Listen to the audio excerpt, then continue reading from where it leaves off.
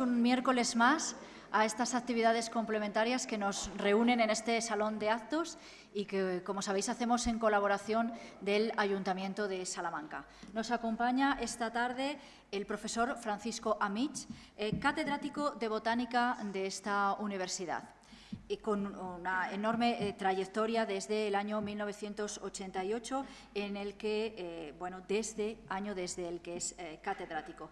Es experto en flora y vegetación del Mediterráneo occidental y sobre esta temática cuenta con más de 200 publicaciones para que puedan ver su trayectoria investigadora, como decía, muy dilatada, muy consolidada. Entre esos 200 trabajos se encuentran más de 50 libros en torno a estas líneas de investigación y especialmente en una línea de conservación de la flora española amenazada. Creo que es muy interesante. No sé si tendrá ocasión de decirnos algo en la conferencia de estas líneas de investigación. Forma parte de varios proyectos de investigación, precisamente en esta línea, trabajando también con la Consejería del Medio Ambiente. Esta tarde el título de su intervención son Los conocimientos etnobotánicos y su importancia para la conservación del patrimonio y la diversidad biocultural. Agradecemos muchísimo su presencia con nosotros esta tarde y su disponibilidad para participar en este programa de la experiencia. Muchas gracias y bienvenido, profesor Amich.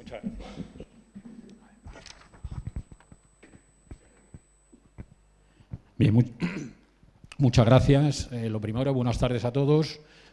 Agradecerles su presencia aquí, agradecer al programa esta amable invitación para poder pasar este rato con ustedes y, bueno, espero que lo que les vaya comentando, que se refiere, como decía la profesora Pando, digamos lo que me gusta, realmente. Muchas veces, no sé si ustedes a lo largo de su vida han trabajado, algunos sí, otros supongo que no, en cosas que le gustan. Bueno, nosotros, o yo en particular, pues ha coincidido en que algunas cosas de las que les voy a hablar es que me gustan, con lo cual ya no es un trabajo, sino, bueno, pues realmente una afición.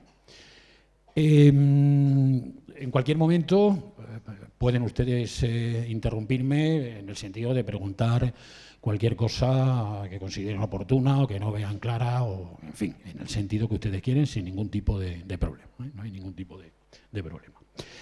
Bueno, como tienen en la documentación correspondiente, la charla nos acaba de decir la profesora Pando con este título que tienen ahí. Y, como ven, para que no digan que aquí en la universidad nos quedamos atrás en sponsor, como se dice ahora, pues les he puesto a ustedes todo eso que tienen ahí.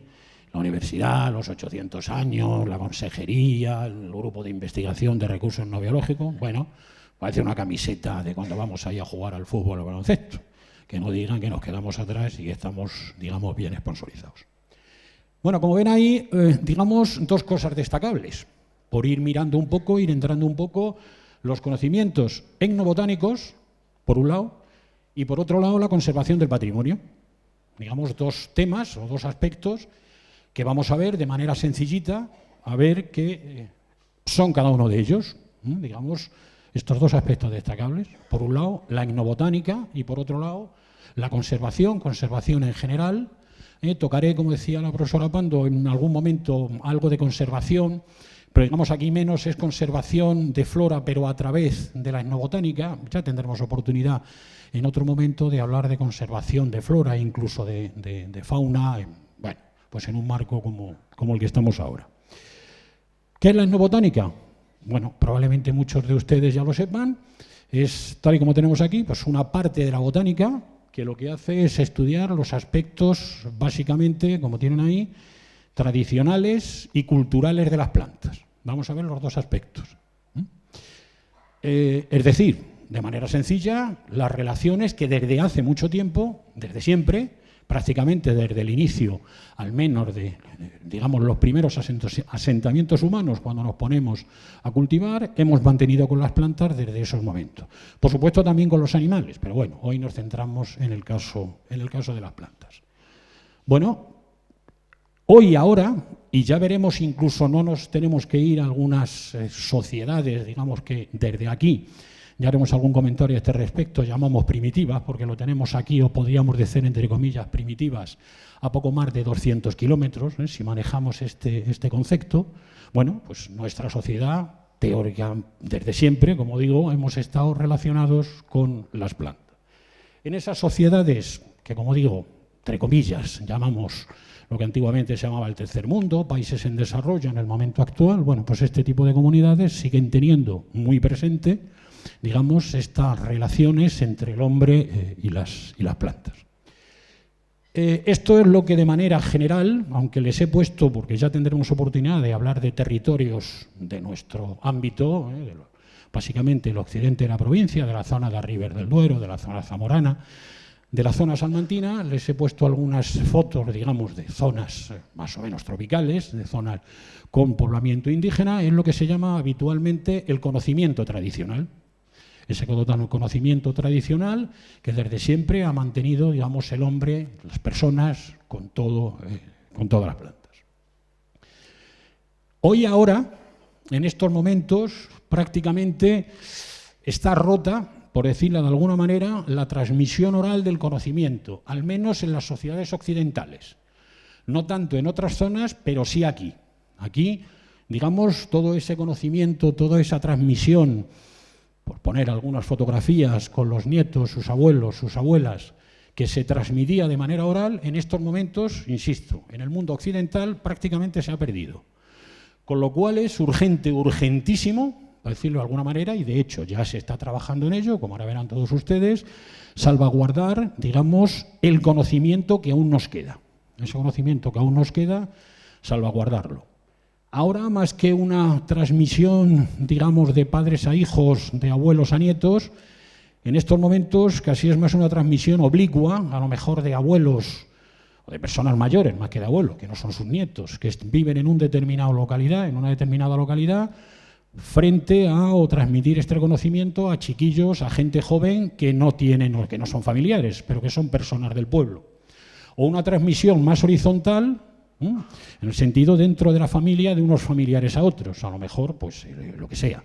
El padre sabía mucho de esto, pero la madre no tanto y se lo está transmitiendo. Pero digamos, esta transmisión típica, que todo el mundo, nosotros que ya somos mayores, al menos yo, digamos, cualquiera de estas fotos seguro que les recuerda a ustedes en algún momento, con los abuelos o con los niños cuando los llevamos al campo, o cuando araban o cuando trillaban, etcétera, etcétera, esto se ha roto. En estos momentos, como saben ustedes, prácticamente no existe. Con lo cual, por eso es muy importante intentar lo que vaya quedando, salvaguardar este conocimiento. Nosotros, en los últimos años que estamos trabajando en zona de Arribes, pues ya 3 personas se nos han muerto. Se han muerto, eran personas mayores y se han muerto ya. Eran de los informantes más importantes que teníamos nosotros de esos territorios, una serie de plantas, bueno, pues desafortunadamente han desaparecido por motivos naturales, por motivos de edad. Segundo, digamos, aspecto. Por un lado, este aspecto etnobotánico y por otro lado, digamos, la conservación de la biodiversidad. En general, aquí tenemos puesta diversidad biocultural, podríamos llamarlo biodiversidad, lo podemos llamar de muchas maneras. En general, la biodiversidad, pero con todo, digamos, su entronque con la cultura.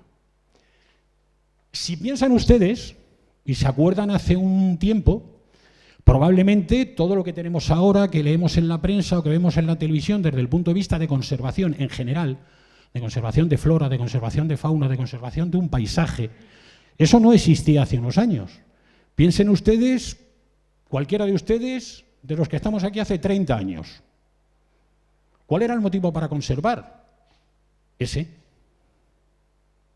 Básicamente. Era un motivo estético. Como tenéis ahí, básicamente era para el disfrute de los ciudadanos. Entonces decíamos, pero qué bonito es ese colibrí, pero qué bonito es ese estanque. Es precioso, hay que conservarlo, nada más, desde un punto de vista estético. Esto, digamos, está plasmado en todas las grandes religiones, básicamente las orientales, lo saben ustedes, que han estado siempre más cerca de la naturaleza que nosotros, pero también en la nuestra, también en lo judeocristiano, como tenemos en esta... Disculpe.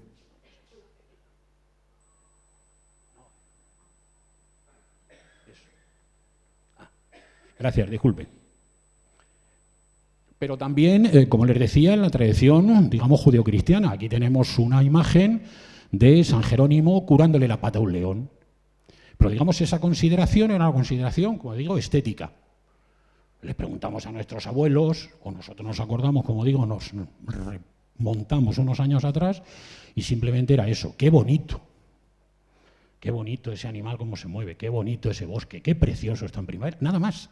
No nos planteábamos otra cosa hace una serie de años. Posteriormente pasa a ser una consideración de tipo ético.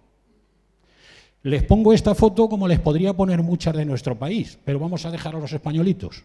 Nos vamos a meter con los daneses. Dejamos a los de aquí y nos metemos con ellos.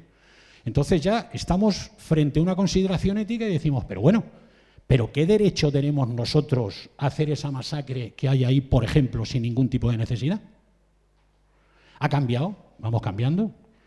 Ya no es una cosa estética, ya no solo qué bonito es esa bahía que tenemos ahí en los fiordos daneses. No, pero bueno, ¿por qué tenemos que hacer eso? Insisto, piensen ustedes en montones de territorios que tenemos aquí en el país donde estamos haciendo o hacíamos cosas de este tipo. Entonces decimos, pero bueno, ¿qué derecho tenemos a hacer esto si no nos han hecho nada?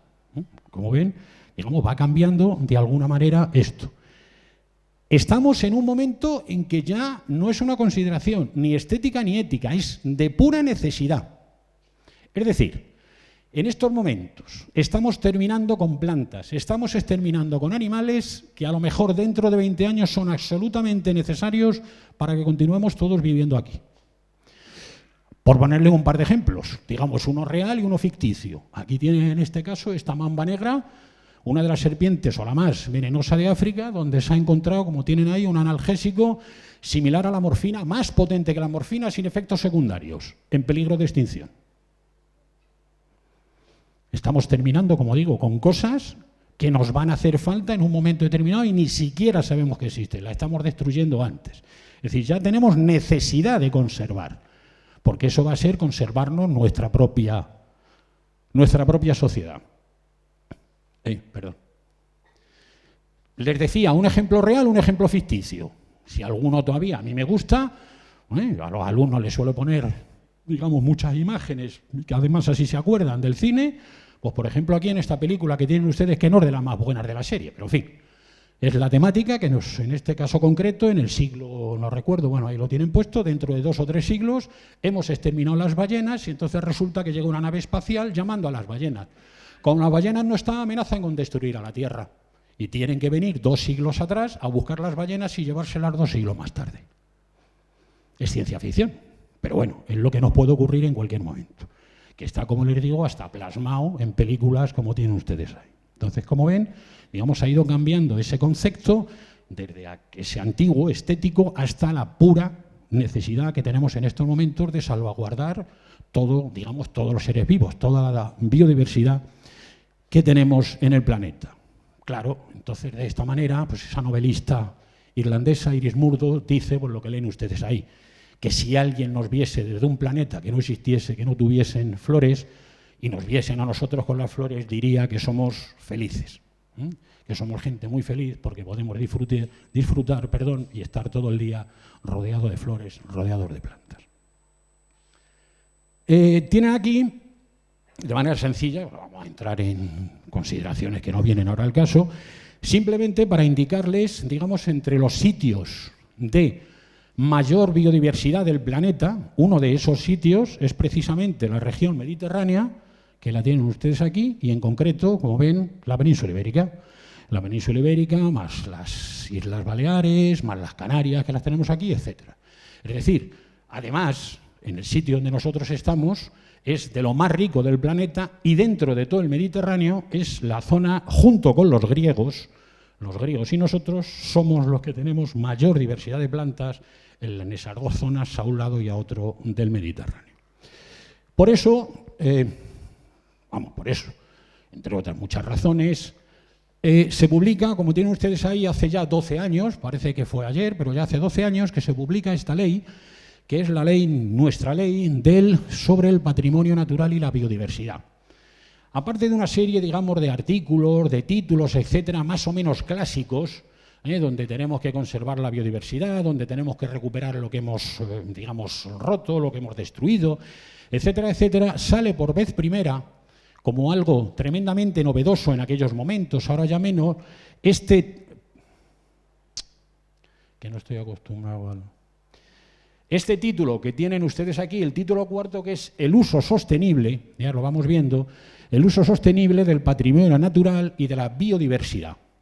Y dentro de ese título un capítulo especial, que es el capítulo cuarto, donde el artículo 70 dice la promoción de los conocimientos tradicionales para la conservación del patrimonio natural y la biodiversidad. Por vez primera, en la historia legislativa de nuestro país sale esto.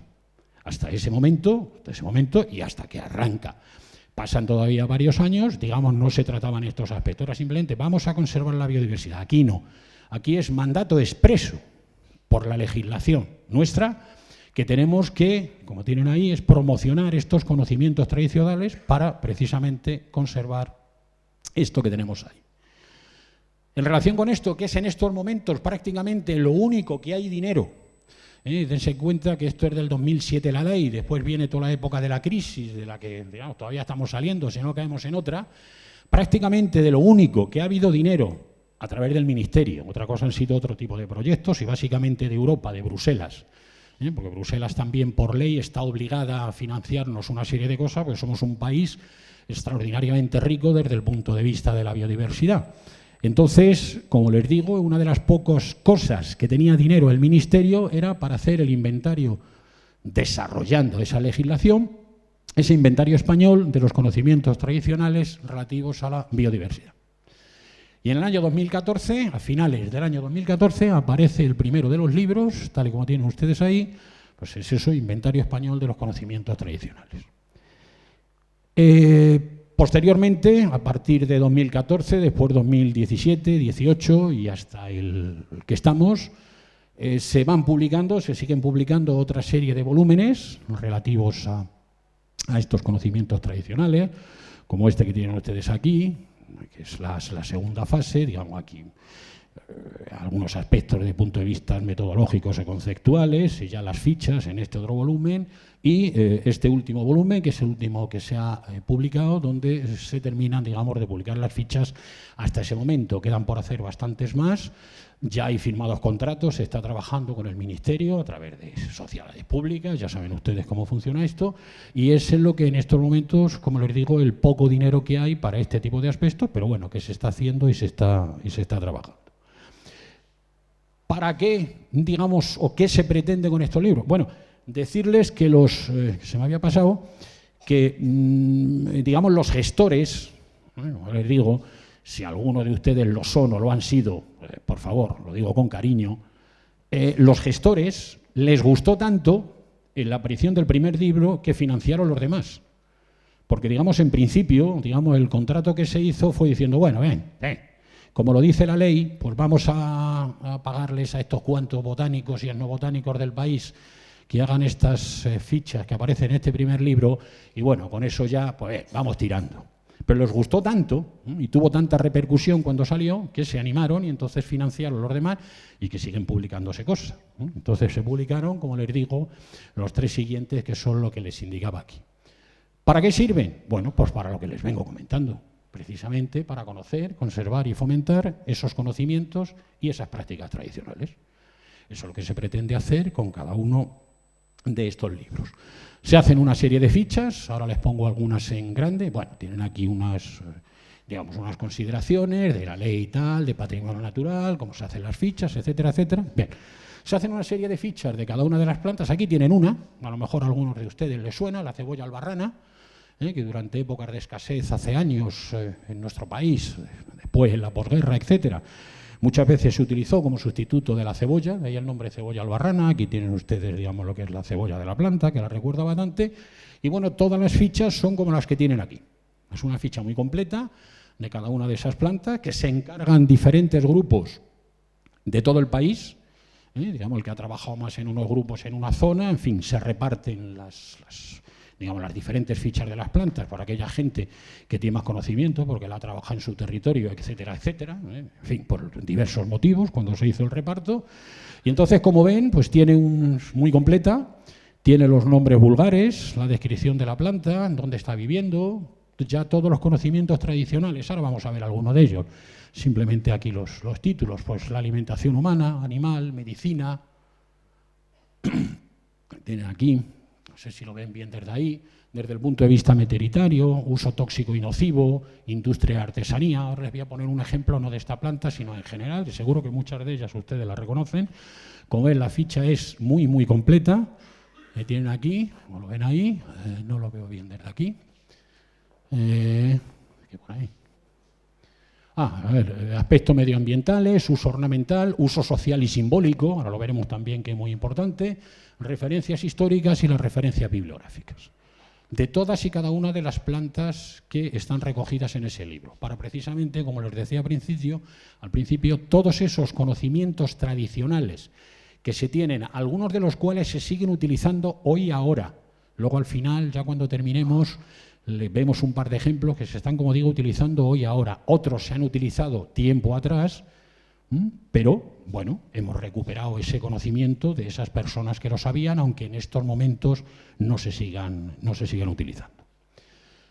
Bueno, antes de pasar a, digamos, una serie de plantas que vean, recordar, estoy seguro que si les pongo la foto y se las pregunto, a lo mejor se saben ustedes más que yo, que las he tenido que pasar otra vez, digamos, y recordarlas, por decirlo de alguna manera. La recolección de datos se suele hacer, bueno, les voy a poner una serie de ejemplos donde hemos trabajado más, pero bueno, lo pueden extender, hacer extensivo a todo el país. Nosotros hemos trabajado aquí en 18 localidades, aproximadamente entre 80 y 100 personas que informaban, con una media de edad bastante alta. Son zonas, localidades, digamos, en pueblos más o menos pequeños, con lo cual la edad media es alta, aunque hay gente joven que todavía vive allí, pero bueno, la media de edad es más alta. Digamos, aquí tienen esa zona de Arribes, con esa serie de pueblos. Las entrevistas se llaman entrevistas semiestructuradas, que digamos que no se va con un cuestionario, es una entrevista abierta, procurando no preguntar ni dirigir la entrevista. Si nos estamos hablando de una planta, ¿para qué lo utilizan? Digamos, dejar que las personas hablen. Otra cosa es que en un momento determinado tengamos nosotros que hacer alguna pregunta concreta, pero bueno, digamos, en un ambiente relajado, que hablen, que se esté viendo para qué lo están utilizando. En la mayor parte de las ocasiones, después de tomarse un orujito, donde sea, en el bar, o de estar aquí en este caso con la señora en unos huertos que nos estaba comentando, con una alumna nuestra trabajando, pues darnos un paseíto por la zona del campo donde ellos están recogiendo las plantas, para ver efectivamente que estemos hablando de lo mismo, dónde la recogen, cómo la utilizan, qué van a coger, si la hoja, si no la hoja, etcétera, etcétera, etcétera. Igual, como saben ustedes, que ahora el tema del consentimiento informado desde un punto de vista de enfermedad, aquí también es necesario el consentimiento informado, es decir, que las personas tienen que saber que vamos a utilizar, en el caso de que lo autoricen, de que vamos a utilizar esos datos que, digamos, nos están proporcionando. Y en todos y en cada uno de los trabajos que después nosotros hemos hecho con ese conocimiento, ya volveremos sobre el tema, como tienen aquí, no se lo he traducido, vamos, del inglés, pero es igual, como dicen, gracias especiales, gracias a los habitantes de los pueblos de las regiones del Duero que generosamente han compartido con nosotros su conocimiento tradicional. De manera sistemática está explícito en cada uno de los trabajos. Cada uno de los trabajos en inglés. Ya saben que si no publicamos en inglés, pues no somos nadie, ¿qué lo vamos a hacer? Publicamos en inglés, pero el trabajo en inglés, una vez publicada la revista correspondiente y sus copias correspondientes en español, están depositadas en los ayuntamientos de cada uno de esos pueblos, a disposición de todas las personas, no solo de las que han colaborado con nosotros, sino naturalmente de todo el pueblo, porque el conocimiento es suyo. Después ya les haré algún comentario adicional, pero bueno, según vayamos a hablar. Entonces, digamos, tienen que dar ese consentimiento, por decirlo de alguna manera, y de manera se les agradece, pues son ellos los que tienen este conocimiento.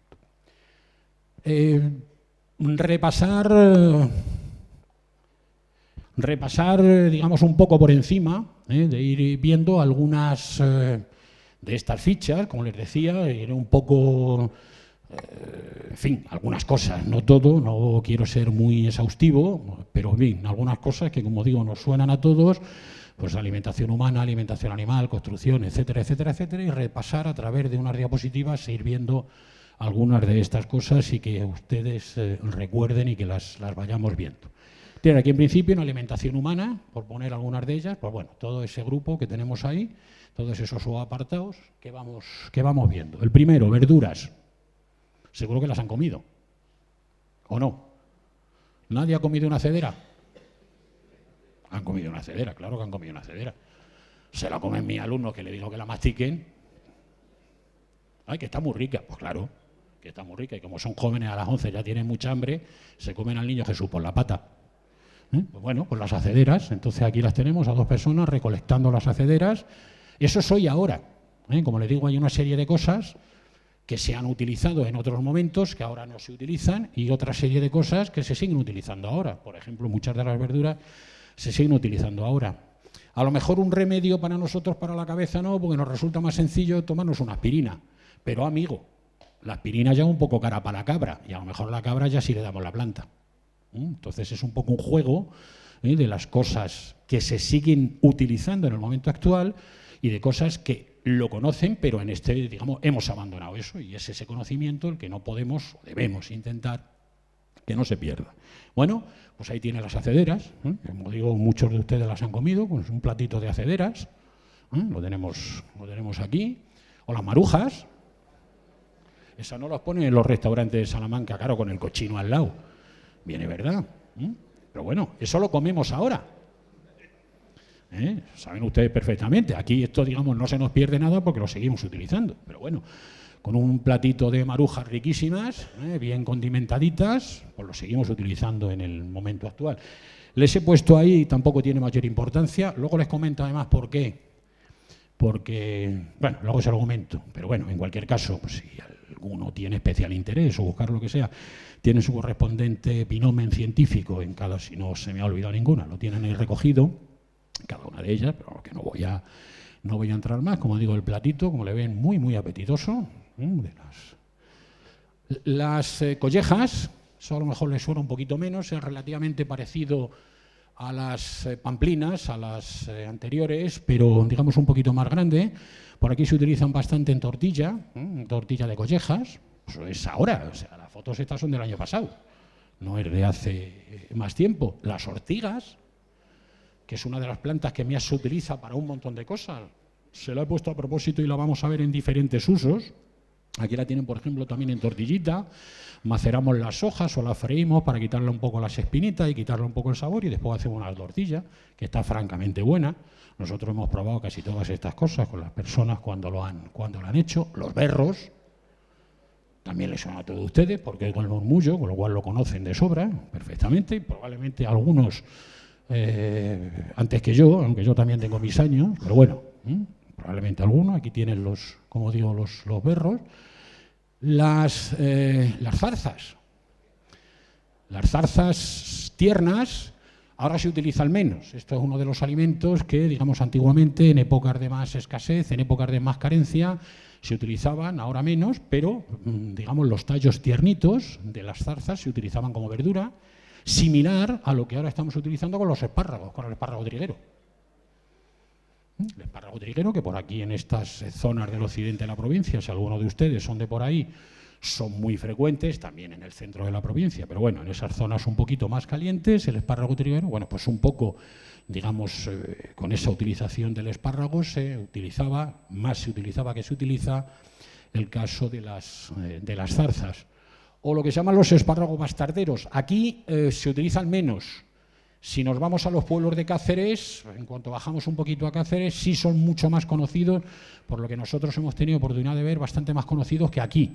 Pero vamos, aquí también se utilizan bastante. Como ven aquí a la derecha, si lo cogemos y no nos damos mucha cuenta, luego el sabor no es el mismo, evidentemente, este es peor, pero bueno, un espárrago también en este caso, nos llaman espárrago ese bastardero, que cuando está también exactamente igual que el espárrago, con los tallitos jóvenes, tiernos, también se come bastante, menos aquí que en el sur, pero bueno, también se come. Los cardillos, también seguramente los han comido ustedes, o bien así, o bien en tortilla, o bien no es la misma especie que utilizan un poco más al norte, por ejemplo, los riojanos, que es otra planta, la borraja, pero se parece bastante y también lo preparan en platos de carne. Bueno, pues otra planta que se está utilizando, como os digo, en el momento actual. Por poner algunas, hay muchas más, pero simplemente, digamos, por entrar en contacto en algunas de ellas. Frutos,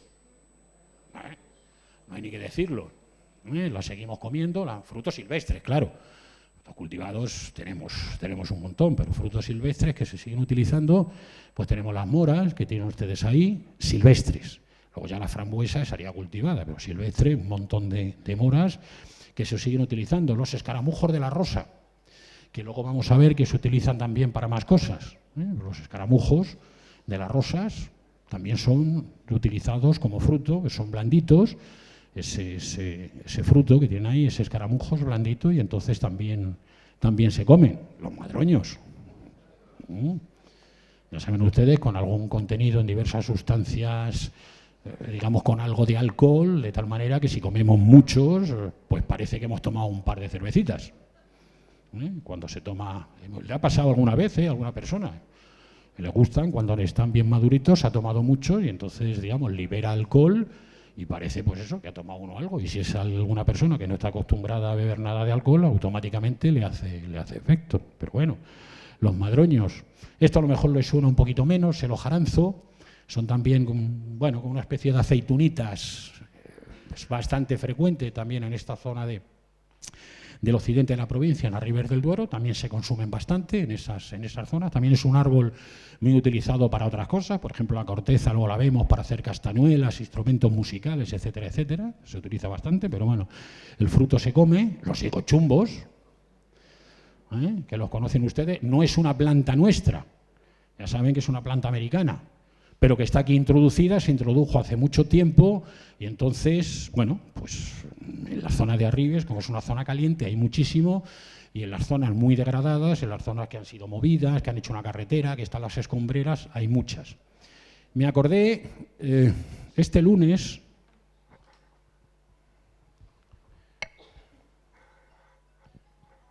tengo que ponerme la gafa porque si no, no veo nada. Me acordé este lunes, según estaba, digamos, rematando y viendo un poco estas cosas, de les leo brevemente un pequeño pasaje de Gonzalo Fernández de Oviedo, que tiene un libro del sumario de la natural historia de las Indias, cuando él llega, digamos, a América y come muchos higochumbos. Y entonces le pasa lo siguiente.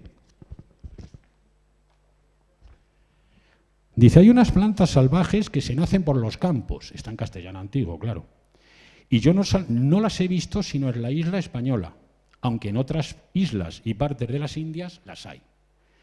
Llámanse tunas y nacen de unos cardos muy espinosos, y echan esta fruta que llaman tunas, que parecen brevas o higos de los largos, y tienen unas coronillas como las níspolas, y de dentro son muy coloradas, y tienen granillos de la manera que los higos.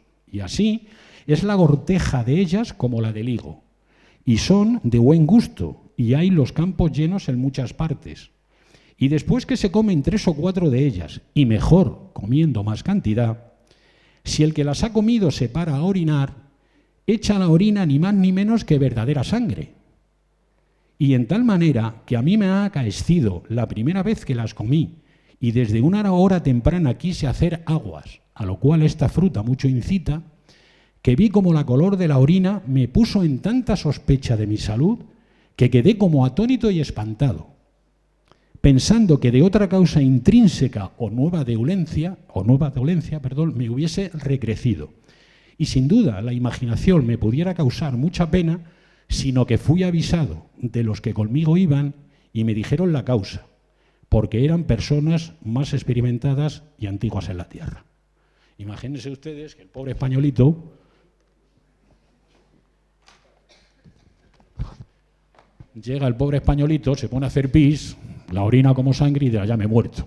Bueno, pues ya, como dicen sus compañeros, ya le dijeron qué es lo que pasa. Bueno, estos aquí muchos. El otro día precisamente estuvimos por arriba y estaban recogiendo y en algunas fruterías de Salamanca los tiene y además son bastante caros. Aunque ya digo, no es una planta autóctona nuestra. Aquí realmente además es una invasora, pero bueno, aquí digamos donde está no hace daño, porque está simplemente, como les digo, en los sitios donde ya están muy estropeados, y a no ser que interviniésemos y pusiésemos vegetación natural, prácticamente lo que está sujetando el suelo es esto que tienen aquí, estos higochumbos, las bellotas de la encina, que son las dulcecitas, esa planta que tenemos aquí, de la encina nuestra, que tenemos aquí, o las castañas, que ahora las tenemos, como saben ustedes, en todos los puestos vendiendo castañas. Todos estos que tenemos son frutos silvestres que se están utilizando en el momento actual. ¿Alguna bebida? Que no solo de la comida vive el hombre y la mujer. Pues bueno, pues licor de guindas o licor de bruños, pues se siguen haciendo ahora mismo. Sin ir más lejos, el otro día, en el colegio de mis niños pequeños, me regalaron el director que ahora antiguamente hizo conmigo la tesis doctoral, pues un licor de guindas de aquí de la zona de Miranda del Castañar. Bueno, pues el licor de guindas que tienen aquí, que es las guindas, cerezo, las guindas, o lo que llaman los bruños, que es otra especie muy próxima, donde se hace también el pacharán, que a lo mejor le suena mal. En el pacharán, pues estos bruños de esta planta que tienen aquí, que es relativamente parecida, digamos prima de las guindas, pues se hacen los licores en esta zona. O licor de nueces verdes, también se hace bastante por ahí. En este caso tampoco es una planta nuestra, lo que pasa es que bueno, está también digamos en nuestra cultura popular desde siempre y prácticamente en cualquier pequeña finca la tienen plantada, lo que son los nogales, pero vamos, el licor de nueces verdes también se hace bastante, como les digo, en el momento actual. Todas las bebidas, los tés, las chás portuguesas, me he puesto ahí con varias, en general, aunque se las pongo aquí como bebidas, pero bueno, las podríamos pasar, digamos, al apartado medicinal, pero bueno, que se están utilizando como digestivo, una bebida digestiva, como tenemos aquí la manzanilla romana, o tienen aquí lo que llaman el té silvestre, en fin, diferentes plantas, se emplean bastante, todas ellas, o diversas mentas, el poleo, que también seguramente les suena a todos ustedes, también utilizadas como digestivo, o en este caso se llama la piperita, también, se utilizan todas ellas como bebidas, básicamente digestivas, pero bueno, como bebidas. Condimentos. Seguimos utilizando cualquiera de las que venimos viendo hasta ahora, todas ellas, algunas más, otras menos, se siguen utilizando. El laurel, lo tienen ahí, muy cultivado también prácticamente en todo huerto, toda zona que se precie, tenemos cultivado laurel. Aquí, donde estamos ahora, hace muchos años, cuando esto era el antiguo barrio antiguo que estaba sin construir, ni esta facultad, ni muchas de las casas, muchas de las zonas que eran de casas antiguas, que tenían, digamos, que iban quedando abandonados o se iban cayendo y tenían su huerto, su patio, aquí al lado en el Bartolo, en el San Bartolomé, tenían laureles, pues se fueron esto, pero bueno, ahora lo siguen teniendo en todos los pueblos, aquí las tienen, pues en las lentejas, en los garbanzos, se meten como conservantes aparte de los romeros, se van utilizando, también muy cultivados, los tomillos, en fin, por poner alguna, tienen diferentes nombres. Aquí, por ejemplo, en Salamanca, Salamanca arriba y en otras zonas le llaman cantueso. Ya saben que los nombres, digamos, comunes, no vulgares, porque vulgares parece que es peyorativo, el nombre común de las plantas suele variar bastante de una zona a otra, pero bueno, estos tomillos de burro, que los tienen aquí, o lo que es otros tomillos, el tomillo salsero, la salserina, diferentes especies de tomillos, que por ejemplo utilizamos o lo utilizan, lo vemos muchas veces cuando hemos comido una aceituna que nos ponen en cualquier sitio, están endulzadas precisamente con los tomillos, básicamente con este que tenían aquí, esta especie de aquí, timomastiquina, ese de ahí, pero bueno, según las zonas, aquí básicamente con el orégano, también se utiliza muchísimo, que se cuelga también ahí a secar, muchas veces, digamos, todavía en los sitios donde hacen las matanzas, junto con los chorizos o los salchichones o lo que sea, tenemos colgado el orégano y entonces, bueno, por irlo viendo ahí, exactamente igual, cualquier huerto que se precie. También hay una cosa muy bonita, los huertos, digamos los huertos familiares, qué es lo que plantan, qué es lo que no plantan, también es muy indicativo. También tenemos alguna cosilla, pero bueno, ya se sale un poco de lo que estamos hablando ahora. Y, por supuesto, todas las mentas. Todas las mentas tienen ahí la ajedrea, el poleo, la hierbabuena, la hortelana, etcétera, etcétera, etcétera, un montón de especies de mentas que se utilizan, bueno, pues digamos como bebida y además básicamente para el aparato digestivo. También tenemos golosinas. Golosinas, a ver si alguno de ustedes, esto quizás menos porque es una planta más rara, esto es lo que llaman chupera, como ven ahí, teticas de doncella, teticas de novicia.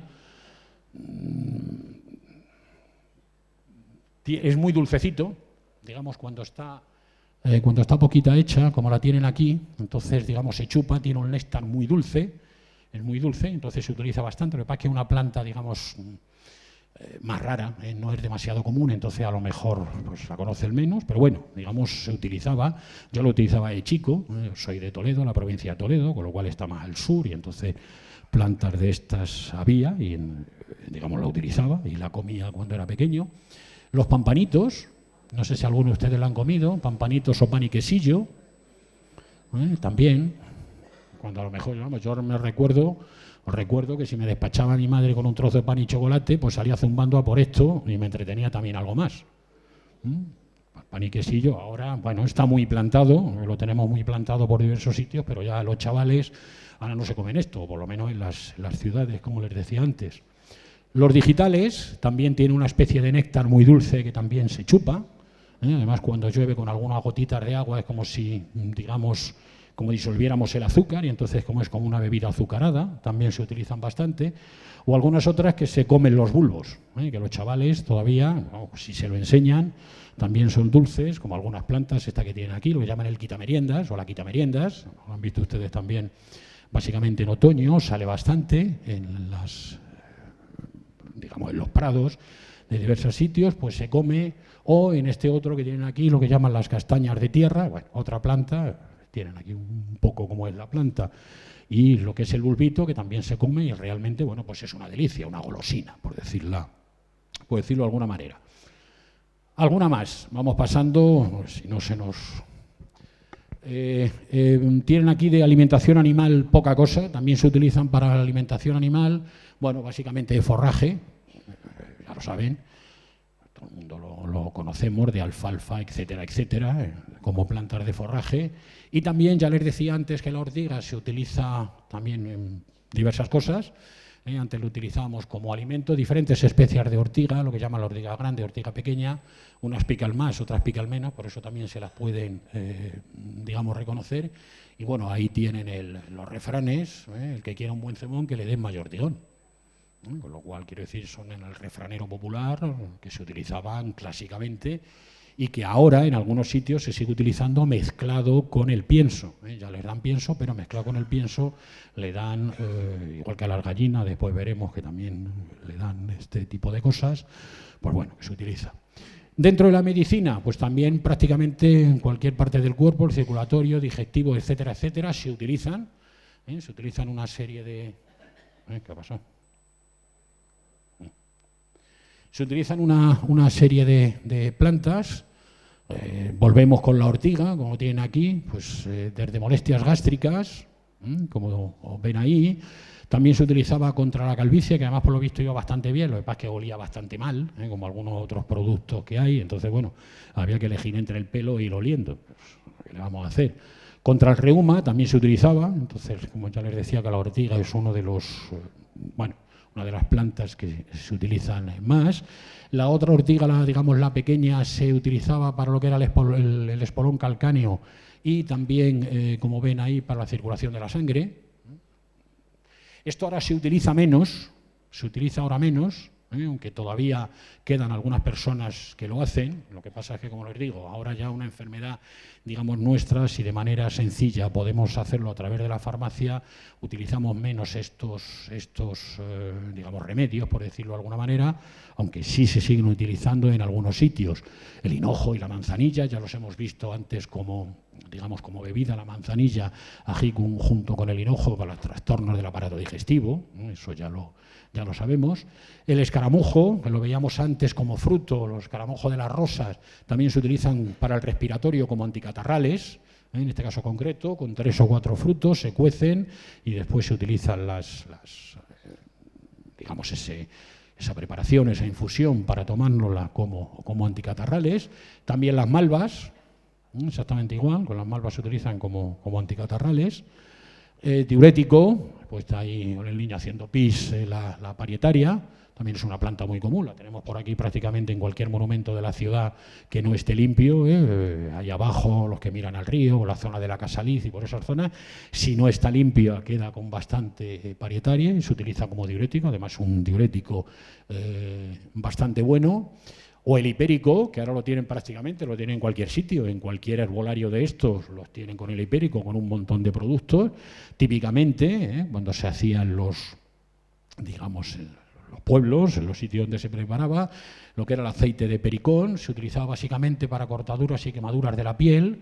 Como ven aquí, se fríen las flores, básicamente, algunas personas utilizaban las hojas, pero las flores tenían mayor cantidad de los principios activos, después se colaba y se obtenía ese aceite balsámico, que se utilizaba, como digo, para quemaduras muy bueno y también para para algunos otros aspectos, de heridas, etcétera. También con su refranero popular, como tienen ahí, bueno, pues son cosas que están, digamos, típicas, que las tenemos ahí mucho tiempo.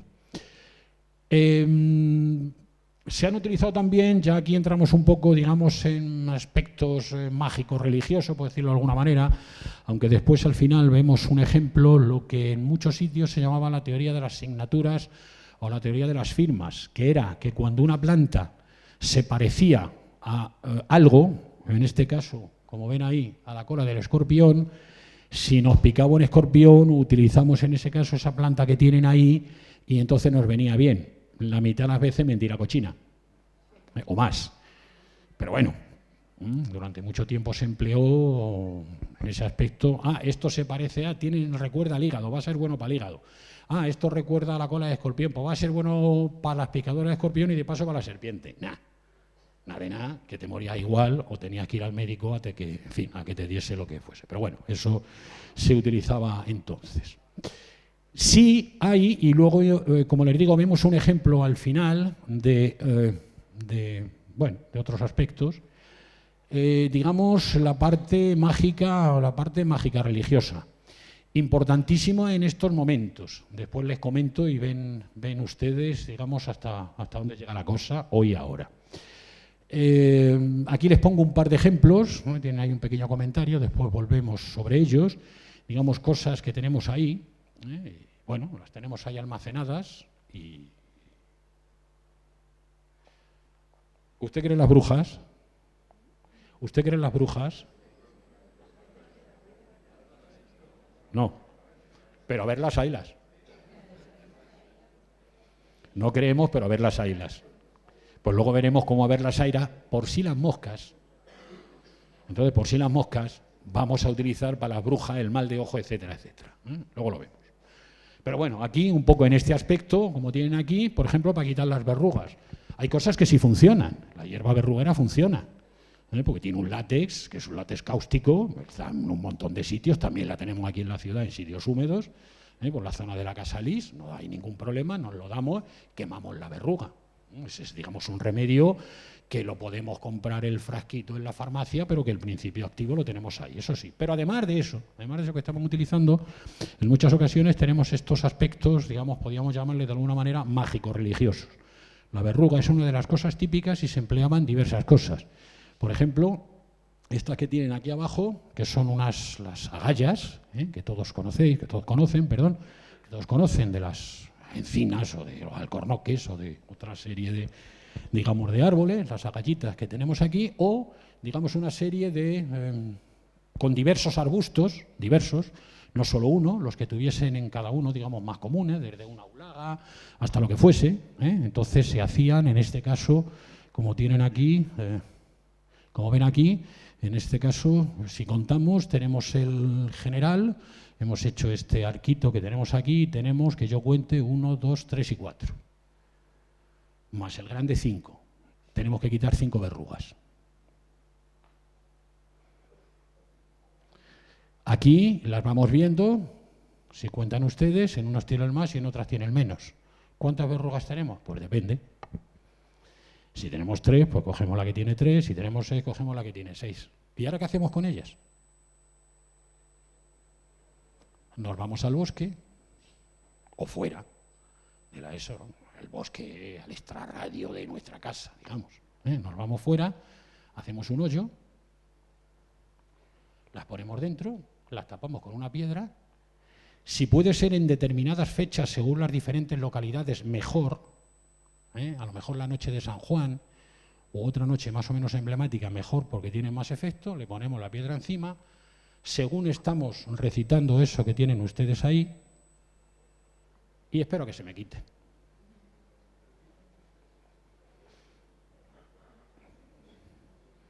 Nos dicen que lo utilizan, lo que no nos han contestado es si se las quitaban o no. Yo creo que alguna vez sí, pero en fin, tampoco tenemos elementos de juicio ni para creer a las personas ni para no creerla tampoco. O sea, no esto. Pero bueno, esto lo siguen haciendo. Y luego ya les vemos lo de las brujas, que esto sería un poco lo mismo. No las quita, pero, y si acaso, pues si las moscas, vamos a ponerla con la piedra a ver si nos quita las verrugas. Entonces ya entraríamos en este apartado, digamos, de esta conservación, de ese, ahora hago una especie de resumen, pero digamos todo esto que estamos utilizando, ahora vemos un poco el desarrollo sostenible, digamos, de todas estas plantas que estamos utilizando, que hay que conservar esas plantas, hay que utilizarlas correctamente, no nos vamos a llevar 17 sacos de lo mismo y terminar con la planta en la localidad que sea, y sobre todo si es una planta rara, una planta que puede estar más o menos en peligro. También en veterinaria se utilizan numerosos remedios, probablemente en estos momentos más en veterinaria que digamos que humana, en sanidad animal que en sanidad humana, también un poco con lo mismo, por ponerles alguno, pues en este caso aquí se hinchaba a las gallinas para que hagan mejores huevos y con la cáscara más dura, por poner algún ejemplo, luego vemos alguno más. Las de uso tóxico y nocivo también hay numerosas, esto que tienen aquí, bueno, algunas de ellas se llaman los aros, las calas. Estos son los frutos de las calas. Nosotros no estamos acostumbrados a verlas, estamos acostumbrados a verlas en flor, ya saben ustedes, pues en iglesias, en eventos, en bodas, en bautizos, en cosas de este tipo. Bueno, pues estos son los frutos fuertemente venenosos, muy venenosos, que se pueden utilizar, hay que tener cuidado, no tener, por ejemplo, plantas donde haya niños o cosas de este tipo, muy venenosas. Repelentes de insectos, se utilizan muchas de las plantas, se cuelgan, por ejemplo, el torbisco, que a lo mejor les suena a alguno, ahora lo volvemos a ver otra vez, el torbisco, se cuelga en las zonas donde están las gallinas, etcétera, y repele los insectos, porque tiene una serie de sustancias volátiles que suenan, y es como si le echásemos un flu-flu, para entendernos, entonces funciona exactamente igual y va muy bien contra los estos. Como tienen aquí también, para los árboles frutales, también se utiliza la ortiga, para eliminar pulgones y algún que otro insecto, y también va bastante bien, en este caso concreto, en vez de andar con los aerosoles, funciona perfectamente, y esto, como les digo, se sigue utilizando ahora bastante, básicamente para los animales. Si nosotros queremos echar el flu-flu en casa, ya le echamos el que huele bien, etcétera. Pero en el caso de los animales, donde están las gallinas, etcétera, etcétera, sí se sigue utilizando, como digo, bastante estos remedios. Para combustible, bueno, pues ya lo sabemos también de sobra, madera que tenemos ahí para multitud de usos que se siguen utilizando hoy ahora, obviamente el carbón y las antiguas carboneras, ya saben que ahora es un oficio prácticamente desaparecido, pues seguramente a muchísimos de ustedes les suena en la primera mitad del siglo, incluso más adelante, muchas carboneras, hasta hace poco Camino de Ledesma y de esas zonas seguían funcionando todavía algunas, prácticamente está desaparecido, pero bueno, se sigue utilizando, o se seguía utilizando ese carbón vegetal, para el cisco, ya saben, con distintos nombres, según que viniese del roble, de la encina, etcétera, etcétera, entonces tenía diferente. Para la construcción, en este caso tienen ahí pues carros, ruedas de carros, el carro completo, para techos, diferentes tipos de techos, para las chozas del pastor, se utilizan, digamos, para un montón de cosas, que vean que hay un montón, digamos, de actividades en lo que estamos utilizando esas plantas. En industria de artesanía, también se utilizan para un montón de cosas, como cosméticos, curtientes, etcétera, herramientas, por ponerles algunos ejemplos, la hierba jabonera, que todavía en algunos sitios se sigue utilizando. A finales de verano hay camino en aquellas zonas que tienen ustedes donde el Leclerc y el Decathlon, que hay un par de solares que no hay nada, vamos, que están sin construir, está lleno de hierba jabonera, no hay más que macerarla y da jabón, se llama así, saponaria, como tienen aquí el nombre. Además un jabón buenísimo, naturalmente, se sigue utilizando. Lo que llaman el gordolobo, probablemente si se han movido ustedes en coche en cuanto nos metemos en primavera y caminamos, y más si vamos hacia el sur, también hacia el norte, pero si vamos hacia el sur a un lado y a otro de la carretera, lo han tenido que ver ustedes, digamos unas plantas grandes, pueden tener entre 2 y 3 metros, con unas hojas muy finitas, muy algodonosas, muy blanditas, que ¿para qué se utilizarán? Obviamente. Como papel higiénico. Tienen ahí, blanditas, además son buenas, ¿no? Yo no les puedo decir por experiencia porque no lo he necesitado, o si lo he necesitado no las tenía a mano, pero vamos, la gente que las ha utilizado y que son francamente buenas, pues tienen eso, como ven, unos pelitos algodonosos que tienen aquí, muy blanditas, y entonces se utiliza como papel higiénico, de caso, por ver algún caso más particular, para teñir, para los tintes, de diferentes ahí tienen algunas, la hierba pastel en azul, las genistas que nos canta Serrat, que le va a dar el color amarillo cuando canta Mediterráneo, pues es la genista del color amarillo, o las rubias, otra planta que se llama rubia, que nos da el color rojo. Ahora de nuevo ya saben ustedes que ha vuelto bastante, digamos, todos los tintes naturales, habíamos pasado al sintético y ahora en cualquier feria de estas que tenemos por aquí los están recuperando, por ejemplo en varias zonas de Segovia, en las antiguas cañadas reales, cuando pasaba el ganado y entonces teñían la lana, están recuperando lo que había entonces. Ahora está bastante de moda y prácticamente en cualquier mercadillo de estos que nos ponen del tipo que sea, siempre está con el tinte natural de no sé qué. Entonces, muchas de estas plantas que vienen aquí para teñir lanas, como les digo, es bastante común. Herramientas que estamos acostumbrados a ver, por no insistir más en las plantas, de todo tipo. Como ven ahí, cucharas, callados, bastones, etcétera, etcétera. Están utilizando, digamos, allí de manera natural. Para hacer las escobas.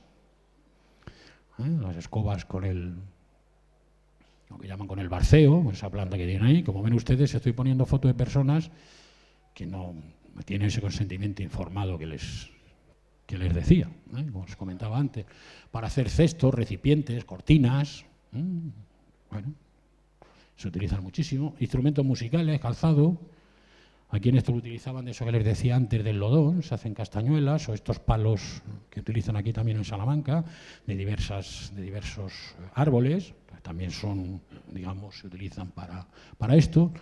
Para hacer cuerdas y para ataduras, probablemente la mejor planta de toda España para hacer cuerdas es eso que tienen aquí, que a lo mejor lo han visto, que es una planta bastante común en este caso, afortunadamente, que es común. Entonces cuando se cogen esta planta que tienen aquí, cuando se coge es un arbustito pequeñito, leñosito, que llega más o menos a esta altura, entonces si cogemos lo que son los tronquitos, la ramita y tiramos, nos quedamos con eso que tiene en la mano, pero si tiramos con cuidado podemos sacar, digamos, trozos de cuerdas, por así decirlo, de todo lo grande que sea la planta. Si tiene 2 metros, 2 metros, si tiene medio, entonces se utiliza muchísimo.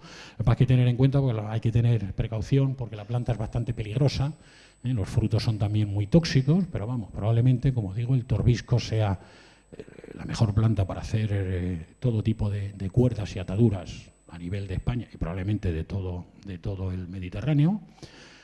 Usos sociales, obviamente, ahora enlazamos con lo demás, con algunos acertijos, se los he puesto todos facilitos.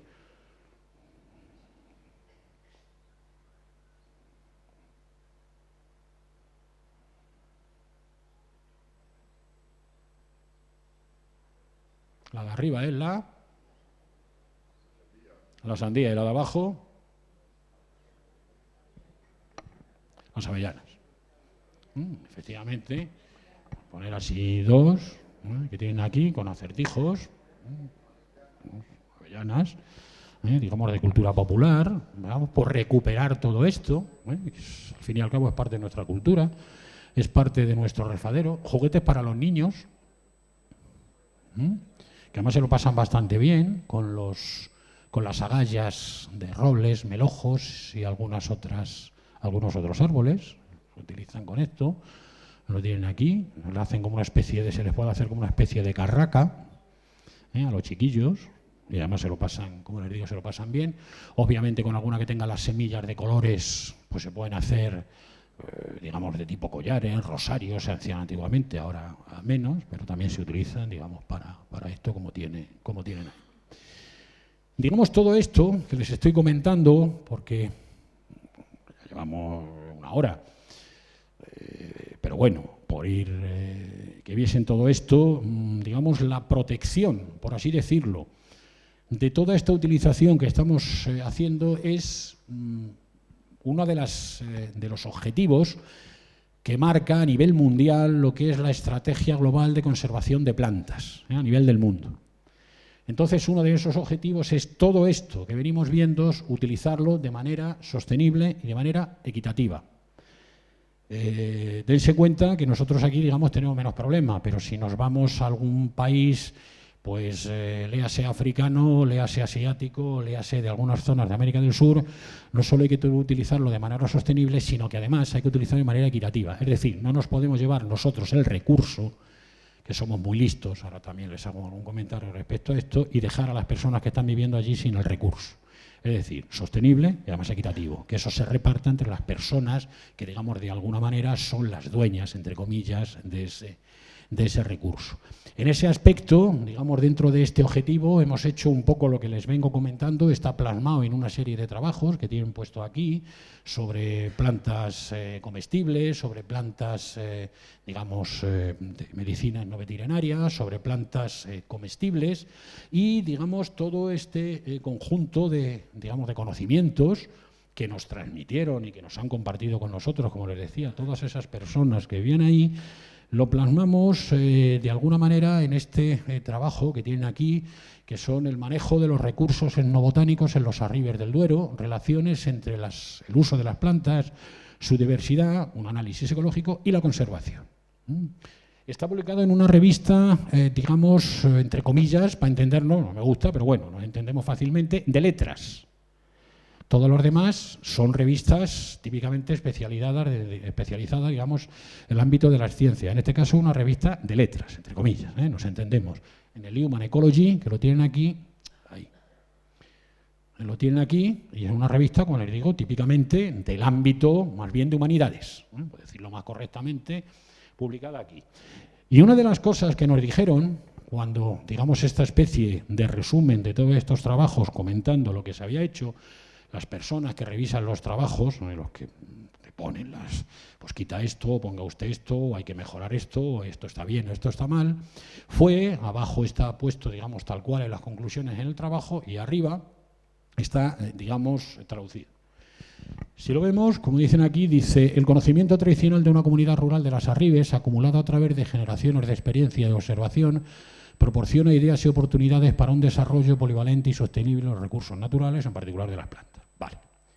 Y digamos, nos obligaron, entre comillas, a poner para que se resaltase lo que les tengo resaltado en rojo. Dice, sin embargo, para conseguir que esto sea un éxito, es necesaria la participación activa de las comunidades locales.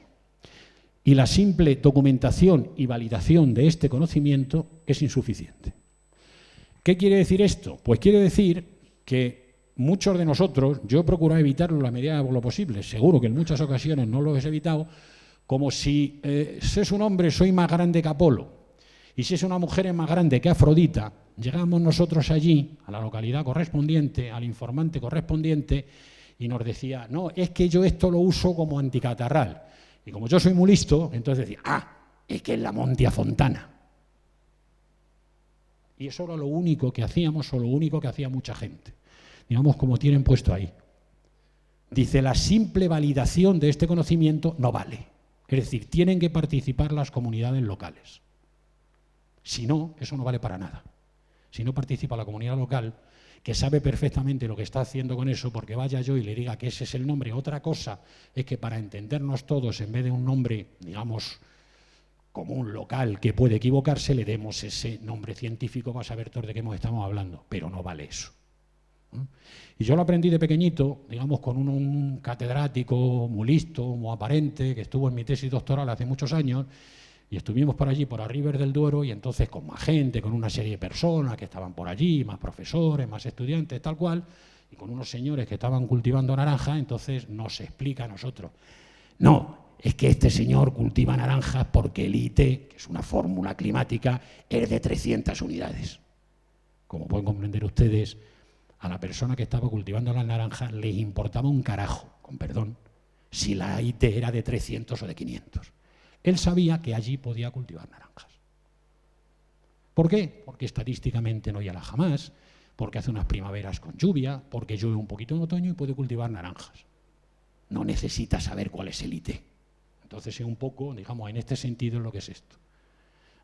Que no nos creamos que somos más grandes que Apolo y más grandes que Afrodita, y digamos hay que participar con todas esas personas que son las que conocen y colaborar unos con otros. Entonces, que yo recuerdo que, digamos, nos hicieron tal cual, luego ya se puso, digamos, este párrafo para resaltar esto, que no vale que yo vaya y le diga qué es esto, sino que hay que saber y el que tiene el conocimiento es esa persona. Bueno, esto también lo hemos hecho, digamos, otro de los puntos, de los objetivos, y pasamos a los dos ejemplos. Digamos, uno de estos objetivos es promover la educación y la concienciación social, digamos, de todo esto, que todo el mundo nos demos cuenta. Bueno, nosotros lo hemos intentado hacer a través de algunas cosas, como ven aquí, conservación de plantas en un paisaje transfronterizo entre España y Portugal, con los colegas portugueses, también algunos congresos, etcétera, etcétera. Bueno, pues para dar un poco a conocer esto.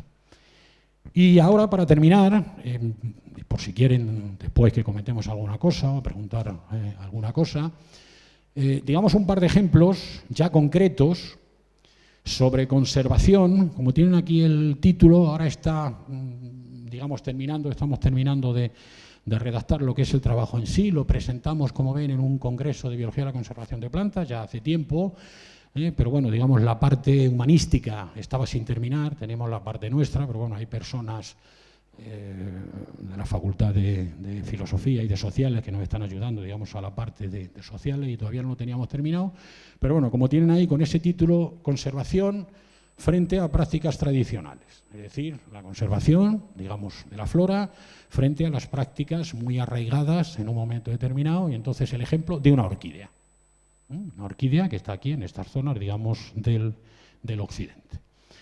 Porque cuando vamos a conservar, cuando tenemos que conservar flora, no nos vale solo decir, uy, es que esto es importantísimo. ¿Importantísimo para quién? Claro. Digamos, la sociedad tiene que ver que eso vale para algo. La sociedad tiene que ver que eso puede estar enmarcado en un parque, que puede ir allí un turismo a hacer una senda y a disfrutar de esa planta o de la cigüeña negra que está por allí volando, que le enseña a uno el nido. Lo que no podemos decir es pedir unos recursos, dedicar unos recursos a algo que, digamos, a la sociedad no le va a valer para nada. Porque la sociedad es la que, de alguna manera, a través de sus representantes, nos va a hacer la política conservacionista. Si entonces nosotros, a la hora de votar, cuando tengamos un partido que nos dice esto y el otro, dice, bueno, pues por lo menos en este punto de vista, pues me interesan estas personas, porque van a hacer esto, pero sin hacer nada. Y entonces la sociedad nos saca de ver qué es lo que está pasando ahí, pues entonces no vale para nada. Entonces eso de la conservación hay que tomárselo con precaución en ese sentido, porque un programa de conservación de una planta determinada, a lo mejor lo que necesitamos, no, sin a lo mejor, necesitamos la ayuda de las personas que están ahí y a ver qué es lo que pasa. Bueno, pues en esto que tienen aquí, de manera breve, ¿qué es lo que hacían? Bueno, lo que hacían era que, se lo paso un poquito para adelante, ahora volvemos un poquito para atrás, en una fiesta que es lo que llaman allí el Día del Hornazo, alrededor de Semana Santa, en la zona de Villarino, bueno, vamos por orden, arrancaban la planta, una planta muy escasa, muy rara, y entonces estaba prácticamente desaparecida en esas zonas, porque era costumbre, digamos, como les digo, rodando la Semana Santa, que hay otra serie de festejos, coger la planta. Bueno, pues vamos a ver qué es lo que pasa y vamos a ver si se puede hacer algo, digamos, de conjuntar esta conservación de esta planta con el respeto a esas prácticas tradicionales que tienen ahí. Vamos a ver qué es lo que pasa. Bueno, pues vamos a ver cómo la han afectado, cómo la están afectando en el momento actual. Entonces, bueno, tuvimos la oportunidad de entrevistar a más del 25% de las personas empadronadas, que no son todas las que están allí, con lo cual es bastante gente, digamos, de ver qué es lo que pasaba. Bueno, ahí tienen en esas entrevistas que les decía, los hombres, las mujeres, el sumatorio, etcétera, etcétera. Aquí también estamos haciendo las entrevistas de por qué cogían la planta, por qué no la cogían, etcétera, etcétera. Bueno, y entonces, aquí la tienen. Bueno, han cogido la planta al menos una vez con la cebolla, como ellos dicen, es decir, con el bulbito, con el tubérculo, como si fuese una planta, esta es un tulipán o cualquier de estas cosas que todos conocemos, lo habían cogido al menos un 25% de las personas entrevistadas, no del total, claro. Unas las habían recogido el día del hornazo, que es el día de la fiesta, otros otro día, y algunos o algunas contestaban cuando no hubiese nadie. Es decir, que ya, digamos, teníamos algo de que no estábamos haciendo una cosa muy correcta, porque íbamos a por ella cuando no había nadie que nos estuviese viendo. Bueno, pues entonces fuimos con una serie de datos que tienen ahí, quién les había cortado, quién no los había cortado, etcétera, etcétera. Mirábamos a ver, estos son los bulbitos que la cogían con abajo, digamos, rastreábamos por allí si había hoyos, etcétera, etcétera. Bueno, ¿por qué la cogían? Pues aquí tienen las respuestas. A unas personas, bueno, pues lo que decíamos antes, es que es muy bonita, entonces me la llevo. Son las fiestas, es el día del hornazo, otras porque es costumbre y otra porque era talismán. En fin, bueno, pues una serie de razones, que el caso es que cogían la planta todos los años. Bueno, y entonces lo que pretendimos hacer fue, pues bueno, vamos a ver cómo, digamos, intentamos explicar que sigan disfrutando de esto, que incluso en un momento determinado sigan disfrutando de la planta, pero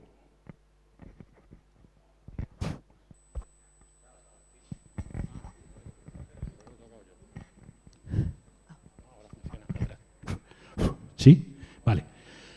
Bueno, entonces, digamos, intentar transmitirles que nunca se cogiese con los tubérculos, nunca, y que en caso de cogerla simplemente cortarla, con lo cual no estropean la planta y al menos florecerá el año que viene, es decir, bueno, disfrutar de ella sin hacerla.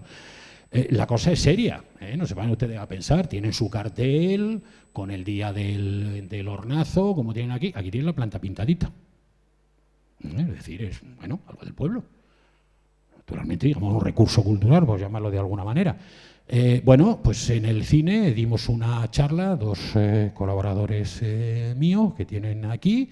Bueno, pues fue bastante gente, bueno, hablar de estas cosas e intentar que, bueno, por lo que les digo, no cogerla con bulbo jamás, a ser posible de ninguna manera y en cualquier caso, pues simplemente cortarla, haciéndoles ver que sí, que es muy bonita, pero que disfruten de ella en el campo, pues si la llevamos a casa y la ponemos en una orquídea natural, no de estas cultivadas, la ponemos en un frasco de agua, nos dura exactamente 24 horas si llega. Entonces, digamos, hacerle ver un poco esto y parece ser que la cosa irá bien, pero es que la planta tiene poesías en el pueblo. Es algo, digamos, importante para ellos. La planta, una persona que vive en el pueblo, un pintor extraordinario que tiene ahí su página si alguno quiere mirarla, la pintó y entonces ganó el premio al artista del año, que el premio al artista del año eran 6.000 euros y un viaje de 15 días al Pantanal a Brasil para 2 personas. No estamos hablando de decir. Bueno, entonces hay que conjugar esto, no se puede decir, no, es que no puede usted coger esto, ¿y por qué? Con lo cual, bueno, pues es una cosa que tenemos que tener en cuenta, digamos, todas estas prácticas culturales, ver a ver cómo, digamos, lo podemos hacer. Entonces, bueno, ahora andamos un poco profundizando en esto. Bueno, esto es un poco, les decía antes, de este pensamiento de las personas y de las perspectivas que tienen. Un segundo ejemplo, y con esto ya termino y si quieren ustedes preguntar algo. Vean el título. Remedios de plantas frente a las brujas y al mal de ojo en un pueblo de brujas español. Estamos hablando del año 2011 y no está en el periódico de mi pueblo publicado. Está publicado en esta revista que es Economic Botany, que es el órgano oficial del Jardín Botánico de Nueva York. Es decir, que con esto lo que les quiero mostrar es que todos estos aspectos de estas culturas populares relacionadas tanto con plantas como animales digamos, en estos momentos son prioritarias. Son prioritarias precisamente para conservar todos esos saberes y, aparte de conservar todos esos saberes, intentar conservar, en su caso, aquellas plantas que pudiesen estar en peligro por estas plantas o por estas prácticas tradicionales como tienen aquí. Bueno, aquí tiene una serie de plantas donde se utilizaba, si para las personas o para los animales, si se utilizaba en las casas o se utilizaba en los establos, y si era bien para la prevención, para la protección frente a las brujas o el mal de ojo, o bien para el tratamiento. Aquí, como les decía antes y como nos decía usted, brujas no hay, o no creo, mejor dicho, pero a ver, las haylas. Con lo cual las entrevistas ya no eran tú a tú, ya no eran tomando un carajillo. Ya dejamos los papeles en el ayuntamiento, las personas los cogían, los rellenaban y los volvían a dejar. Quitando gente muy concreta que conocíamos, que si no lo enseñaba, el resto de la gente, no, si no las hay, pero no vaya a ser que oye, bueno, los escapularios a ustedes les suenan. Si hablamos con gente más joven, no, pero ustedes sí, a mí también. Seguro que a la profesora Pando poco ya, tiene poquitos años, pero los escapularios. Y entonces seguimos teniendo las cruces en las puertas, por si acaso, porque cuando yo preparé la matanza, pues eso. Y cuando llegue la noche de San Juan, y tengamos ese sincretismo religioso, como ustedes saben, y voy a poner esa planta que tienen aquí, que huele fatal, no vaya a ser que venga alguien y entonces el mal olor se me vaya. Esa foto es de hace 2 o 3 años en las ventanas. Bueno, esta está en un establo y esa que tienen ahí es la ventana del pueblo. Por si acaso. Por si acaso. Y no vaya a ser que oye, que si la tiene puesto el vecino o la vecina de al lado vaya a venir para acá. Bueno, aquí, como ven, fueron menos personas, en este caso, porque vean un poco las estas, solo 54 personas, con ese rango de edad que tienen ahí, más o menos el 50% entre hombres y mujeres, pero bueno, digamos, la contesto menos hombre, también era un poco la molestia, aunque a un sitio chico me da igual, pero bueno, tener que ir al ayuntamiento, me la llevo, la relleno, la vuelvo a dar. Bueno, algunas personas sí nos lo dijeron tú a tú, pero en otras ocasiones fue, como digo, a través del ayuntamiento. Al poco tiempo de salir este trabajo, simplemente se lo pongo, digamos, para que vean, digamos, en estos momentos la relevancia que están teniendo todos estos aspectos. Nos llamaron de una editorial americana para si queríamos colaborar haciendo un capítulo más o menos en el sentido del trabajo anterior, pero ya sin límite de, digamos, de spam, sin límite, quiere decir, ya no como una revista que ya es un número determinado de páginas, sino con un capítulo largo en ese título, como tienen aquí. Y entonces, bueno, le dijimos que sí, que no teníamos ningún inconveniente, y entonces colaboramos, pues algo parecido. Quitamos aquí lo de las brujas y lo dejamos en los rituales, la prevención y la cura del mal de ojo en el oeste de España. En esto, bueno, un capítulo de ese libro, junto con otras, como ven aquí, con cosas del mismo tipo, curaciones samánicas en el Camerún, en Grecia, etcétera, etcétera, porque, como les digo, esto está, bueno, pues bastante en boga. Y ya para terminar, ya no les aburro más, también, digamos, nos hemos tocado, en este caso, los remedios, digamos, en este caso mitad y mitad, como ven ahí, los remedios basados en plantas para las mordeduras de lobo y frente a los lobos en la península ibérica. Bueno, también, digamos, parte de verdad, en el sentido de que sí se utilizaban diversos remedios de plantas frente a la mordedura de los lobos, en este caso ya, como pueden entender, desde hace bastante más tiempo, y también para, digamos, rituales que se hacían para que los lobos no fuesen. Si se fijan también en el título de la revista, es el periódico, por así decirlo, de etnofarmacología. Claro, las compañías farmacéuticas están muy interesadas en esto y tienen mucho dinero, con lo cual esta revista, que digamos es muy buena, porque tiene mucho dinero, porque a las compañías farmacéuticas cualquier cosa que les diga, como tienen aquí fuentes potenciales de remedios fitoquímicos, claro, naturalmente cualquier tipo de trabajo de este tipo, que tal planta determinada, que a lo mejor es una planta solo que vive en España o que vive en Grecia o que vive no sé dónde, que la están utilizando para correr una mordedura o que algo que se ha infectado, medio gangrenado, etcétera, y que encima funciona bien, claro, las compañías farmacéuticas, claro, se vuelven locas. Porque rápidamente quieren estudiar la planta, quieren venir, quieren hacerle lo que sea correspondiente para utilizar y ver esos principios activos y posteriormente para utilizarlo. Con lo cual, digamos, cosas de este tipo, uno lo ve y ve el título y ve la revista y ve qué tiene que ver una cosa con otra. Bueno, pues esto que les comento que tiene que ver una cosa con otra. Y nada más. No creo que más o menos me pasa un pelín del horario que teníamos, pero bueno, me disculpan ustedes. No sé, sí, cualquier cosa, dígame. Buenas tardes. Hace un par de días leí en prensa que el 90% de la miel que se supone que tiene denominación de origen Europa, que se vende en España, es procedencia china. ¿Qué nos puede, por favor, decir de esto? Yo no sé demasiado del tema de miel, pero vamos, sí es verdad que hay muchas, digamos, hay que analizarlas. Les iba a poner algún ejemplo de plantas melíferas, pero bueno, ya se salía un poco, sí, hay mucho, digamos, hay mucho engaño, por decirlo de alguna manera. Sí, yo no les puedo decir mucho más. Yo lo que sé es que sí hay que hacer análisis, pero las que tienen ya con la garantía, porque tienen que ver los granos de polen que tiene. Ya lo saben ustedes, que muchos lo conocen, que si es miel de pino o si es miel de brezo o es miel de lo que sea. Entonces, la única forma de saberlo es una preparación al microscopio y ver los granos de polen. Y entonces se ve lo que hay. Pero eso pasa prácticamente en todos. Hace poco también ha habido un estudio de las bolsitas de manzanilla que nos venden y no era manzanilla, mejor dicho, era manzanilla con otras cosas, con manzanilla bastarda.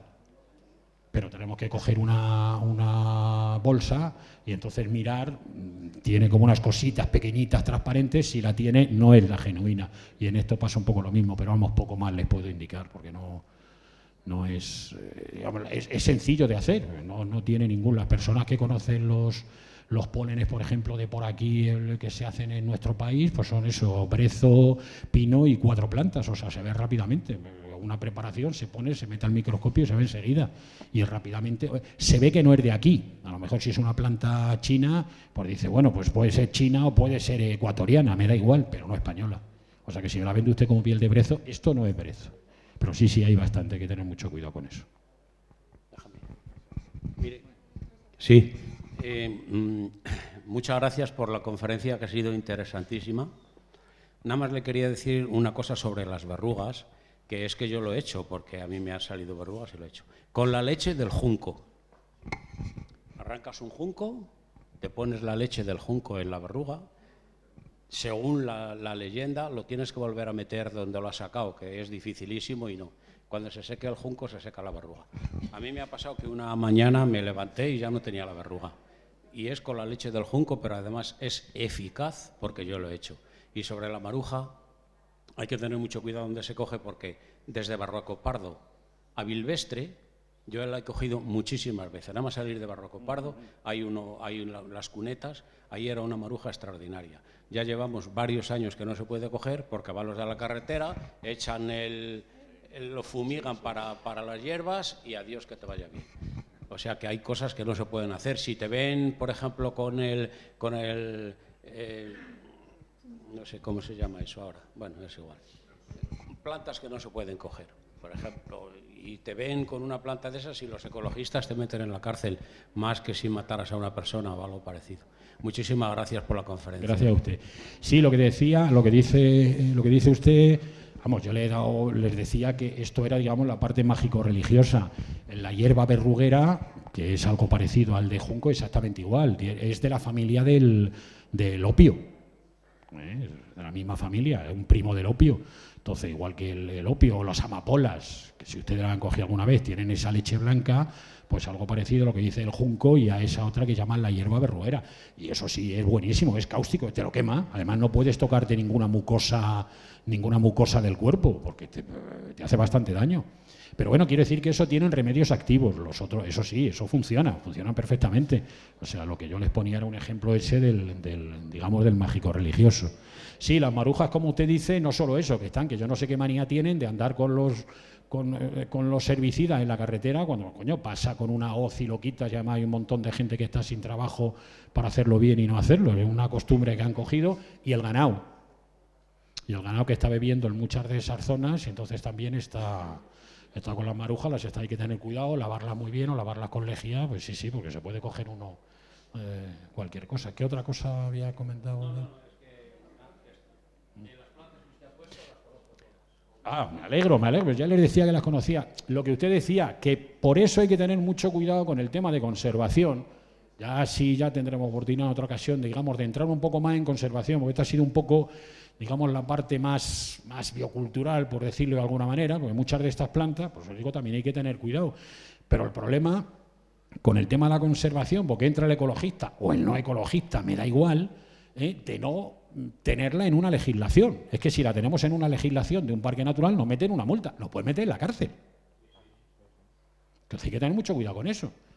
Digamos, los que más o menos nos dedicamos a esto, hay que tener cuidado qué es lo que se pone en esas listas, qué cantidad. Por ejemplo, aquí en Castilla y León hay diversas plantas que te dicen un número determinado de kilos o de bulbos que puedes recoger. Por ejemplo, de narcisos o de la árnica, un número determinado, no puedes coger más. Entonces hay que tener mucho cuidado. No es que no se puede coger esto, oiga, ¿por qué no se puede coger? Si yo llevo toda la vida y hay mucha. Pero bueno, por eso es una labor que hay que conjugar esas prácticas con esto otro. O sea, no se puede ser, pues eso, aquí en plan talibán, y decir, no, es que esto no. No, esto no es así. Porque es lo que le digo. Entonces, la comunidad, ¿qué es lo que ve? Pues lo que ve es que ahí no sacan nada en claro. Y como no sacan nada en claro, y al revés, lo único que están haciendo es jorobarle, pues entonces no quiere saber nada de nada. En los sitios donde están haciendo sitios de micorreservas de flora que le están favoreciendo, que le están dando un dinero las correspondientes comunidades autónomas para que conserven aquello, están encantados de la vida. Claro, lo que no puede decir es que usted no toque esto. ¿Pero por qué no lo voy a tocar? Se ha bebido mis vacas toda la vida, ¿por qué no lo voy a tocar y encima está la planta? Eso pasó hace unos años, no sé si alguno de ustedes es de Ávila, aquí en el Pinar de Hoyo Casero, por Gredos. Hay una zona que se llama el Pinar de Hoyo Casero que tiene una serie de plantas rarísimas, muchas de ellas que vienen del norte se paran ahí y ya no vienen para abajo. Llevan así 400 años. Ya hay plantas que están citadas desde hace 400 años. Cada año está mejor, cada año está más bonito. Le encargan un informe al Real Jardín Botánico de Madrid y dicen que es que aquello hay que cerrarlo. ¿Qué es lo que dijeron las personas del pueblo? Mañana se quema el pinar. Claro. Pero coño. O sea, llevamos 300 años metiendo el ganado y cada año está mejor y están las plantas mejor y usted me va a decir que cierre esto y que no puedo meter mi ganado. Pues mañana lo quemo. Claro, naturalmente tiro al marcha atrás inmediatamente. Entonces tenga usted cuidado, pues si hay una zona un poquito más, o si hay esta zona de turberas o de agua, pues tenga usted cuidado, no contamine. Pero eso es una cosa y otra cosa es, no es que voy a prohibir por prohibir, no. Porque entonces lo que hacen es no cuidarlo, precisamente tienes que contar con ellos. Hola. Buenas tardes. Bueno, esta conferencia nos ha llevado a nuestra infancia, a nuestra adolescencia en los pueblos y tal, ¿no?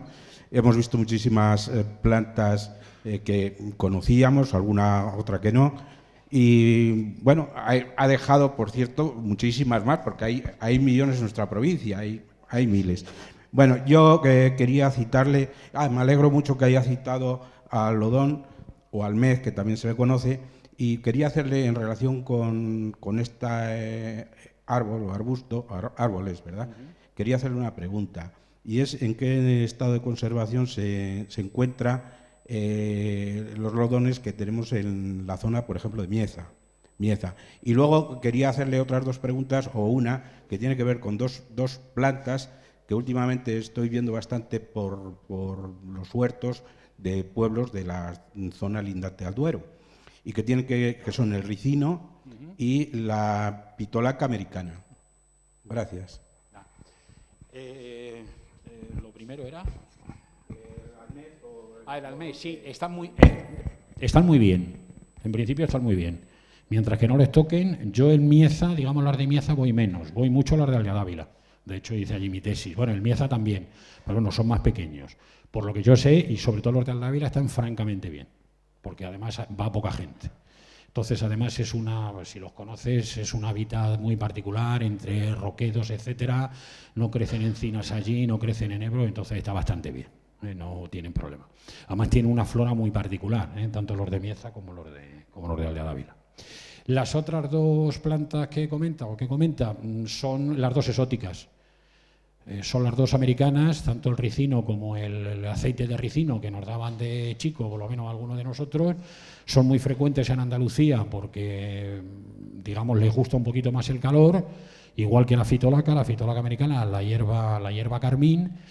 El ricino se empleó mucho básicamente en el sur. Lo que pasa es que ahora se ha extendido, el clima es verdad. Nos guste más lo del cambio climático o no, sí es verdad que se notan las temperaturas que están más altas y yo creo que tenemos que ser conscientes. Como dicen ahora, yo no sé si creemos o dejar de creer. El caso es que, digamos, si hay que preocuparse. No podemos decir, no, es que no creo, o al revés, mejor dicho, lo que dicen, no, yo es que creo y no hacer nada. Si creo, tenemos que hacer algo. Entonces, el ricino se está entendiendo mucho, pero se está entendiendo, si ahora mismo les pusiera, vamos, si ven ustedes un mapa de cómo va a estar la península dentro de 50 años, según los datos que tenemos del cambio climático, claro, son datos, bueno, digamos, datos al azar, vamos al azar, con unos datos de lo que tenemos ahora, pero si esas proyecciones se mantienen, digamos, prácticamente hasta lo que es ahora mismo, lo que dicen los del tiempo, el tercio norte, es lo único que va a quedar. Entonces, todas las plantas del sur están subiendo, todas. Y una de ellas es el ricino, porque entonces cada vez, digamos, tiene más calorcito aquí y esa pequeña diferencia de temperatura, aunque sea medio grado, aunque sean 0,3 grados, le hace estar aquí. Además, la han cultivado muchas veces y las plantas, como saben todos, en cultivo aguantan mucho más si están en un huerto que si están fuera. Y la fitolaca americana, que es una hierbita así, a lo mejor algunos la conocen, es que se utilizó mucho, lo que preguntaba usted en relación con las mieles, se utilizó mucho para dar color al vino. Eso se llama hierba carmín. Entonces, si le han tocado alguna vez el fruto, la bayita, la aprietan y estás con los dedos manchados una semana. No te lo quitas. Estás con eso, haces así, lo aprietas y durante una semana no hay manera de quitarse aquello. Como tengas las manos un poquito agrietadas, vamos, que no te lo quitas. Y venga a lavar, a lavar, a lavar. Entonces, lo utilizaron mucho para eso, para dar color al vino. Igual que el ruscoriaria, para curtir pieles, etcétera. Entonces, en otras épocas se plantó mucho con esa utilización. Entonces, a los vinos, digamos, de menos color, les metían el colorante de la hierba carmín y tenía un aspecto maravilloso de vino tinto. Claro, como se cultivó mucho, pues entonces ahora aparece en muchos sitios. Y cada vez más también. Todas esas plantas americanas, y si están en cultivo, todavía más. Lo que pasa es que esa no suele estar en cultivo, esa suele estar en cunetas, metiditas. El ricino sí lo cultivan, pero como se escape... Sí, en casa, etcétera, etcétera. ¿Alguna cosita más? Muchas gracias a usted.